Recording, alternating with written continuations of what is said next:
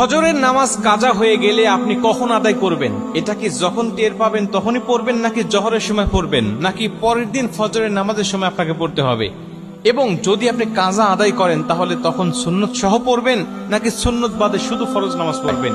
আমরা জানি পবিত্র কোরআন সূরা নিসার 103 নম্বর আয়াতের শেষের অংশে আল্লাহ পাক বলছেন, আমি আল্লাহ তোমাদেরকে নির্দিষ্ট সময়েই নামাজকে ফরজ করেছি।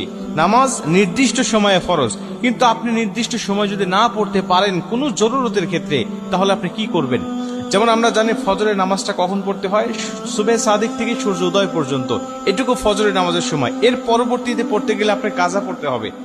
আমরা জানি নবীজি সাল্লাল্লাহু আলাইহি ওয়াসাল্লাম বলেছেন, তিনটা সময়ে নামাজ পড়া আল্লাহ পাক হারাম করে দিয়েছেন। 1 নম্বর সূর্য উদয়ের সময়, 2 নম্বর সূর্য যখন একেবারে ঠিক মাথার উপরে থাকে, হেলে যতক্ষণ না যায়, এবং 3 নম্বর সূর্য অস্ত যাওয়ার সময়। এই তিনটা সময়ে নামাজ পড়া যায় না। এবং রাসূল সাল্লাল্লাহু আলাইহি ওয়াসাল্লাম বলে দিয়েছেন